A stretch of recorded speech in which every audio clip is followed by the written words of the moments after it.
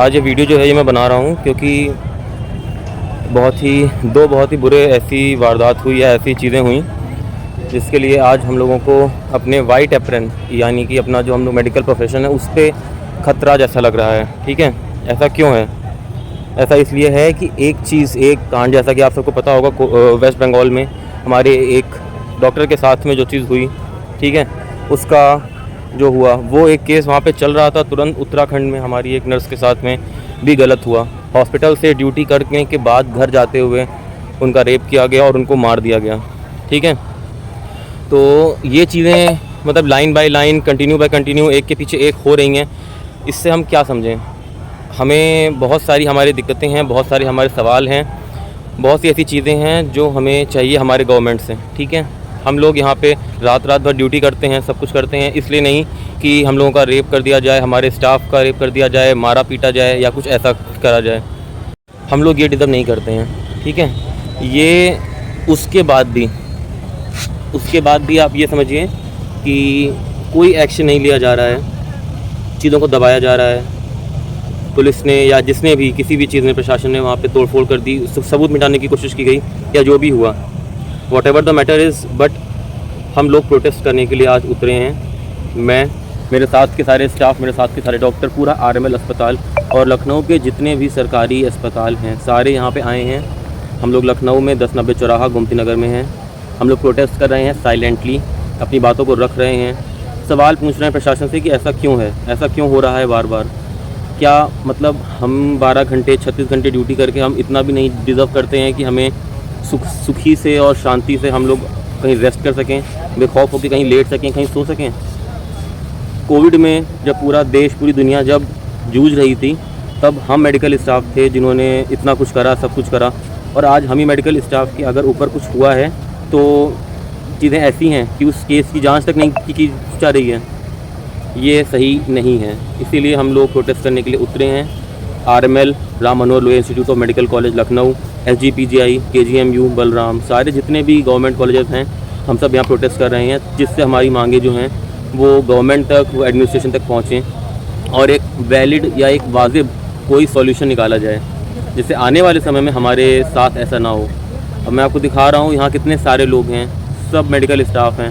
और बात सिर्फ मेडिकल स्टाफ की नहीं है, बात ये है कि वो एक लड़की थी, कल को पुलिस की, मैं भगवान न करे कभी ऐसा कुछ हो, कल को किसी दूसरे प्रोफेशन, पुलिस, एडवोकेट, इंजीनियर, किसी की बेटी के साथ, किसी की माँ, किसी की बहन के साथ अगर कुछ होता है तो जिम्मेदारी कौन लेगा?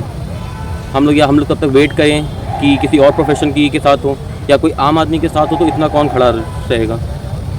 बात ये है, ठीक है, बात ये है कि फ़ीमेल सेफ़ क्यों नहीं है। और एक हॉस्पिटल के अंदर ही अगर इस तरह की हरकतें होंगी तो मतलब इंसान जहाँ बचने के लिए जा रहा है, अगर वहीं पे बचाने वालों को मार दिया जाएगा और इस तरह की हरकतें होंगी तो कैसे चलेगा? आज हम सब यहाँ पे हैं और मैं आपको दिखाता हूँ कि हम लोग इतने हैं, लेकिन जो एक प्रोटेस्ट है वो हम लोग पूरा शांति के साथ, कैंडल लाइट मार्च निकाली है, सब कुछ करा है, लेकिन शांति के साथ सारे रूल्स फॉलो करते हुए। अगर हम लोग इतना हर चीज़ का, रूल्स का और हर चीज़ का ध्यान दे रहे हैं तो हमारा भी ध्यान रखा जाए। बस यही रिक्वेस्ट है गवर्नमेंट से।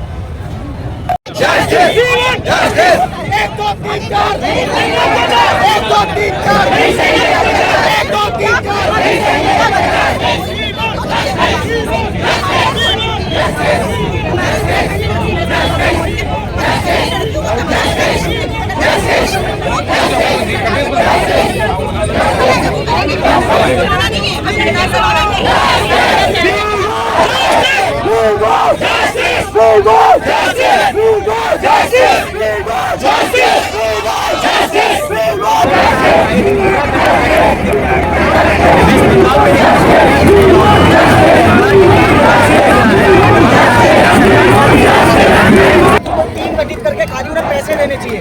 टीम गठित करके, ये न्यूज़ में बहुत समय से होता रहा है, कोई भी काम होता है उसकी टीम गठित हो जाती है, 10 लोग मिलते हैं, अपना चाय पानी पीते हैं, सिर्फ प्रोटेस्ट खत्म होने का वेट करते हैं। सबको पता है इस केस में इतने बड़े बड़े मुद्दे हो गए, न्यूज़ का 2 दिन चलता है, सबको पता है 2 दिन बाद सब साथ बैठ जाएंगे। इसलिए इस केस को हाई प्रायोरिटी देना चाहिए। आज डॉक्टर नर्सिस के साथ है तो यहाँ लोग इतने खड़े हो गए, तो एक आम आदमी के साथ में कौन कब कितना कहाँ खड़ा होगा? कुछ नहीं होगा। लोग कहते हैं बेटी को आगे आना चाहिए, बेटी कैसे आगे आ जाएगी जब इस तरह का केस होने के बाद भी उसको ये प्रूफ करना है कि नहीं हुआ, क्या हुआ, पता लगाओ। कई बार ऐसे हुआ भी है, हॉस्पिटल से आते जाते टाइम में और छुट्टी की कोशिश करना बहुत बार हुआ है। घर वाले घर से दूर रहते हैं, घर से दूर रह के जॉब कर रहे हैं, घर वाले ड्यूटी से पहुंचते फोन करो, आने के बाद उनको भी एक बार फोन ना हो, घर वाले डर जाते हैं कि पता नहीं क्या हो गया, क्योंकि घर वालों को पता है कैसा माहौल है, क्या लोग कह रहे थे कि पहले और सब कुछ छुपा के रहना है, ऐसे रहना है, आज की तारीख में बाहर आना है, आज की तारीख पर सेफ क्यों नहीं? इसका जवाब, इसका न्याय हमें अपनी सरकार को चाहिए और हमें जस्टिस चाहिए। जिस तरीके से उस लड़की की तरह से किसी के साथ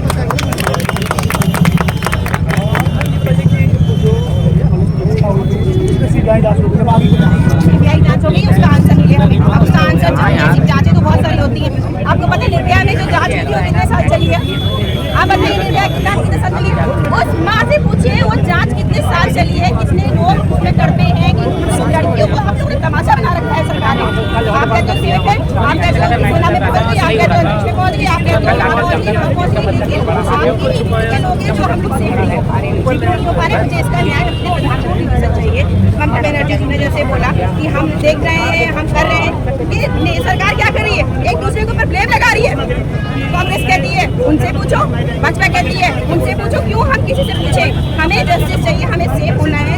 आप कहते हो हम अभी लखनऊ में घूम रहे हैं, हमें पता है हम सेफ है, लेकिन फिर भी हम सेफ नहीं है, फिर भी हमारे दिलों में डर बैठा हुआ है कि अरे हम सेफ नहीं है। चार लड़के ऐसा ना हो कि गली से कहीं से हमको पकड़ ले, कहीं से हमको घसीट ले, तो हम क्यों सेफ नहीं है? हमको सरकार सेफ क्यों नहीं कर रही है? उसको सेफ करना पड़ेगा और हमें न्याय चाहिए, हमें न्याय दिलाइए। 1 2 3 4 1 2 3 4 नहीं सहेंगे अत्याचार, हत्यारों को फांसी दो, फांसी दो, फांसी दो, हत्यारों को फांसी दो, फांसी दो, फांसी दो, हत्यारों को फांसी दो, फांसी दो, फांसी दो।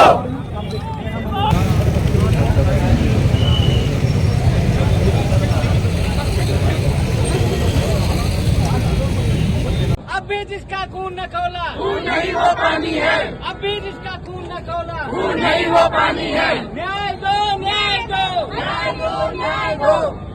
We want Justice. We want Justice. We want Justice. You want Justice. We want Justice. We want Justice. We want